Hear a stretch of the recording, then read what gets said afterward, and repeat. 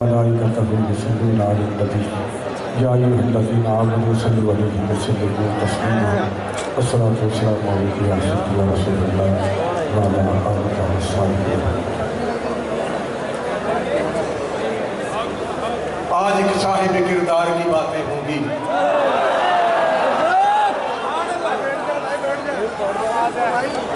آج ایک صاحب کردار کی باتیں ہوں گی، اس کی گفتار کی دستار کی باتیں ہوں گی، جو جلاتا تھا اندھیروں میں صداقت کا چراغ، روشنی کے اسی مینار کی باتیں ہوں گی۔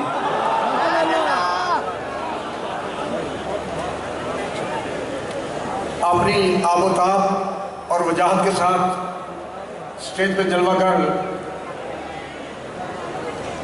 تحریک لبیک پاکستان کے مرکزی امیر، اراکین شورا، مہمانان گرامی قدر اور عاشقان رسول،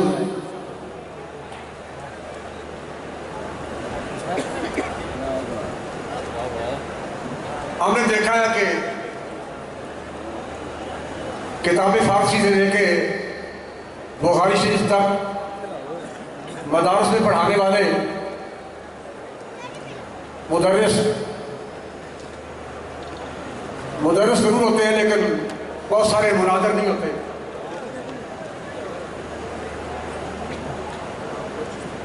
اگر کوئی منطق کا بادشاہ ہے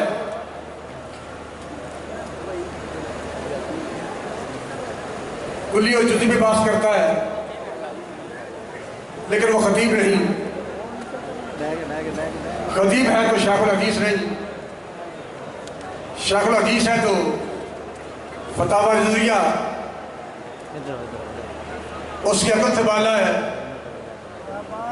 اگر اسے فتاوی رضویہ پہ عبور بھی ہو تو اقبالیات پر عبور نہیں، اور اگر اقبالیات پر بھی عبور ہو تو پھر وہ میدان سیاست سے بھاگتا ہے۔ لیکن ایک وقت میں جو بندہ مدرس بھی تھا، شیخ الحدیث بھی تھا، فص بھی تھا، غازی بھی تھا، نمازی بھی تھا، شیخ الحدیث بھی تھا، اور میدان سیاست میں اتر کے پورے عالم کفر کو للکار کے جس نے کہا کہ اتنا ستم کر ہنر آزمائے تو تیر آزما ہم جگر آزمائے، اس بندے کا نام امیر المجاہدین، قائد ملت اسلامیہ، علامہ حافظ خادم حسین ندوی ہے۔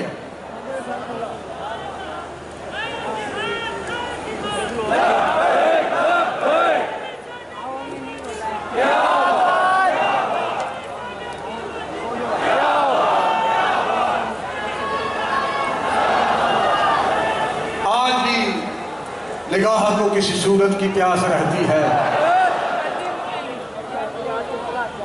خیال کو کسی آہٹ کی آس رہتی ہے، تیرے بغیر کسی چیز کی کمی تو نہیں، تمہارے بعد طبیعت اداس رہتی ہے۔ اور اقبال کہتا ہے کہ وہ بندہ آزاد اگر صاحب الہام تو ہے اس کی نگاہ فکر و عمل کے لیے محمیز۔ جس طرح گھوڑے پہ بیٹھ کے گھوڑے کو ایڑی لگائی جاتی ہے نا جی، جسے پنجابی میں کہتے ہیں کہ اڈی مارنا گھوڑے نو، پھر گھوڑا سبیل پکڑ جائے۔ اقبال کہتا ہے کہ جس کے ذہن میں قدرتی طور پہ اللہ کی عطا سے باتیں آتی ہیں، وہ بندہ ہے آزاد اگر صاحب الہام، اس میں کوئی شک نہیں۔ میرے ذمہ چونکہ امیر المجاہدین کی خصوصیات ہیں،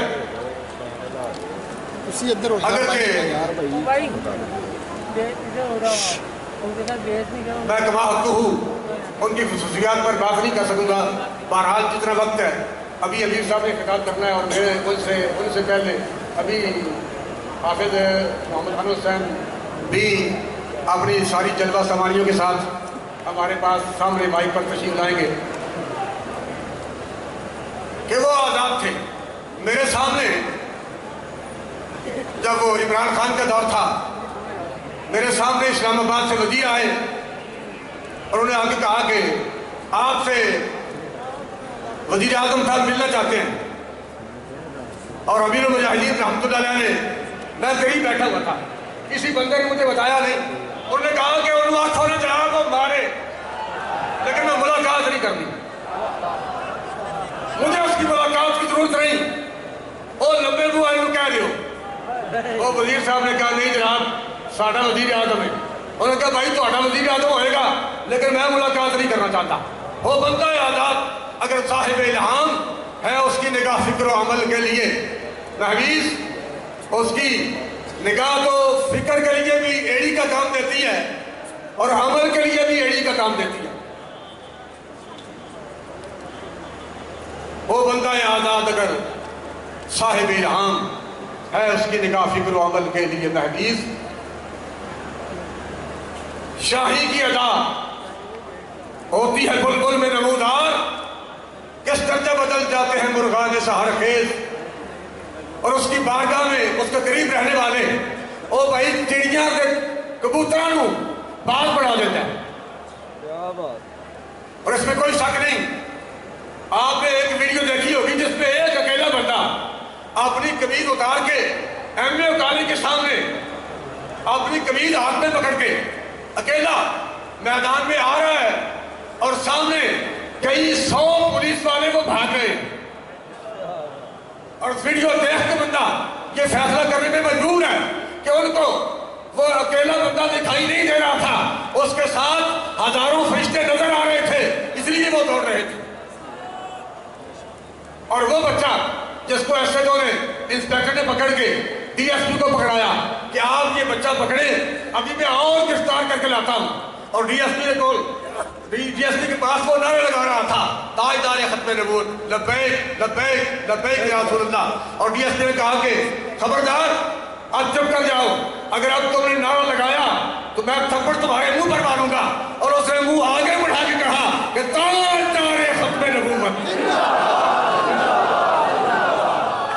شاہی کی ادا ہوتی ہے بلبل میں نمودار، کس درجہ بدل جاتے ہیں مرغان سحر خیز، اس مرد خود آگاہ و خدا مست کی صحبت۔ بعض بندے ایسے ہوتے ہیں جنہیں اپنی بھی خبر نہیں ہوتی، لیکن اقبال کہتا ہے کہ اس مرد خود آگاہ و خدا مست کی صحبت۔ اور بہت سارے لوگ تو کہتے ہیں کہ یہ علامہ اقبال کا کلام تخیلاتی ہے، اس کا اپنا بیٹا بھی بیچارہ یہ کہتا تھا کہ یہ سارا تخیلاتی کلام ہے۔ بھائی اگر تخیلاتی ہوتا، اصل بات یہ ہے کہ ہم نے اقبال کو پڑھا ہی نہیں، اور پھر جو اس نے 1 صدی پہلے لکھا تھا، وہ بندہ جو اس پیار پہ پورا اترنے والا تھا، وہ اٹک سے 1 صدی کے بعد یہاں آیا ہے، اقبال کے لکھنے کے بعد 1 صدی کے بعد یہاں آیا ہے، اور ویل چیئر پر بیٹھے ہوئے اس بندے کو آقا دو جہاں نبی علیہ السلام نے جس کا انتخاب کیا۔ ہم نے بڑے شارحین دیکھے جنہوں نے بہت کچھ کرم بند کیا، بڑے آپ نے رائٹر دیکھے، مصنفین دیکھے جنہوں نے بہت کچھ لکھا، بڑے شیوخ الحدیث دیکھے جنہوں نے احادیث کی کتابیں پڑھائیں، لیکن کسی کی نظر اس جملے پہ نہ پڑی جس میں حضور علیہ السلام کے فرمان کو ایک ہی جملے میں بند کر، کوزے کو دریا میں بند کر دیا گیا ہے، اور اس کے معنی اور مطالب کے اعتبار سے کوزے میں سمندر بند کرنے والی بات ہے، اور فرمان بھی سرکار کا ہو۔ اور جب حضور علیہ السلام نے بندے کا انتخاب کیا جس کی زبان سے یہ نعرہ لگوایا کہ من سب نبی، اس کا نام علامہ خواجہ حسین رضوی ہے۔ شاہی کی ادا ہوتی ہے بلبل میں نمودار، کس درجہ بدل جاتے ہیں مرغان سحر خیز، اس مرد خود آگاہ و خدا مست کی صحبت دیتی ہے گداؤں کو شکوہ جم و پرویز، اور محکوم کے الہام سے اللہ بچائے۔ 1 صدی پہلے علامہ اقبال بھی دعا کر گئے کہ محکوم کے الہام سے اللہ بچائے، غارت کرے اقوام ہے وہ صورت جنگیز۔ اور محکوم کا الہام جو وہ کہتا ہے کہ آج میرے ذہن میں یہ بات آئی ہے کہ مرید جناب کرو کہ نون لیگ کی جھولی بھیجتے ہو، مرید جناب کرو تو پھر پی ٹی آئی کی جھولی بھیجتے ہو، مرید کرو پھر انہوں جناب پیپل پارٹی کی جھولی بھیجتے ہو۔ محکوم کے الہام سے اللہ بجائے، غارت کرے اقوام ہے وہ صورت چنگیز۔ اور ابھی 2-3 دن پہلے علامہ صفدر صاحب نے مجھے بات سنائی ہے کہ میں نے کہا کہ قبلہ یہ لوگ بہت سارے لوگ گھروں میں جاتے ہیں اور لوگوں کو دعوت دیتے ہیں آپ ہماری جماعت میں شامل ہو جائیں، تحریک میں شامل ہو جائیں. یہ غالباً تحریک لبیک سے پہلے کی بات ہے. تو ہمیں بھی چاہیے کہ ہم اپنے وفد ایسا تیار کریں جو لوگوں کے گھروں میں جا کے دستک دے، لوگوں کو ہمارے مشن میں شامل کرے، ہمارے ساتھ وہ دین کا پرچم بلند کرے. تو امیر المجاہدین فرمانے لگے کہ بھائی آپ نے دیکھا ہے کہ ایک بندہ چوک میں گنڈیریوں کی ریڑھی لگا کے بیٹھا ہوتا ہے اور وہ آواز دے رہا ہوتا ہے 100 روپے کلو 100 روپے کلو 100 روپے کلو. آپ نے دیکھا ہے وہ کیا کر رہا ہوتا ہے؟ کہتے ہیں میں نے کہا وہ آواز لگاتا ہے، اگر تھک جائے تو پھر ٹیپ ریکارڈ لگا دیتا ہے اور پھر ٹیپ چلتی ہے اور وہ گاہکوں کو آواز دیتی ہے کہ 100 روپے کلو جناب 100 روپے کلو 100 روپے کلو. اور آپ نے کہا کہ ابھی آپ نے کسی سنارے کی دکان پر جا کر دیکھا ہے کہ زرگر کیا کر رہا ہوتا ہے؟ گرمیوں کا موسم ہو تو وہ اے سی لگا کے آرام سے بیٹھا ہوتا ہے، سردیوں کا موسم ہو تو ہیٹر چل رہا ہوتا ہے، وہ اندر آرام سے بیٹھتا ہے، نہ آواز لگاتا ہے نہ دروازے پہ کسی کو کھڑا کرتا ہے. اور آپ کہتے ہیں میں نے یہ مثال دی ہے، ورنہ پوری کائنات کی ایک طرف رکھ دیں تو پھر بھی عشق رسول کا موازنہ اور مقابلہ نہیں. ہم بھائی گنڈیریاں نہیں بیچتے، ہم تو عشق رسول کے جام پلاتے ہیں. اس لیے ہمیں آوازیں لگانے کی ضرورت نہیں. اور جو جام بابا جی پلائے پوری امت کو، آج اسی کا نظارہ آپ دیکھ رہے ہیں. یہ اسی کا نظارہ ہے کہ جو جام امیر المجاہدین نے حضور علیہ السلام کے غلاموں کو پلائے، اسی عشق رسول کی برکت سے آج تحریک لبیک پاکستان اپنی وجاہت کے ساتھ میدان کارزار میں کھڑی ہے. اور انشاءاللہ ایک وقت آنے والا ہے کہ آسماں ہوگا سحر کے نور سے، آئینہ گوش اور ظلمت رات کی سیما پا ہو جائے گی. یہ وقت گزرنے والا ہے اور حضور کا دین تخت پر آنے والا ہے. میرے ذمہ ایک دو پیغام ہیں. ایک تو گزارش یہ ہے کہ یہ سیکورٹی والے بچے یہ آپ کی حفاظت کے لیے کھڑے ہیں. رش کی وجہ سے اگر کسی ذمہ دار کو، کسی آنے والے مہمان کو کوئی تکلیف ہوئی ہو تو آپ اسے دل میں نہ رکھیں اور برا نہ منائیں. وہ بچے صرف آپ کی حفاظت کے لیے کھڑے ہیں. اور دوسری بات یہ ہے کہ شاید پھر دوبارہ اس طرح چونکہ الیکشن قریب آ رہا ہے اور دوبارہ پھر شاید موقع نہ مل سکے. گزارش یہ ہے کہ جملہ عہدیداران کی خدمت میں یہ گزارش ہے کہ آپ الیکشن کے لیے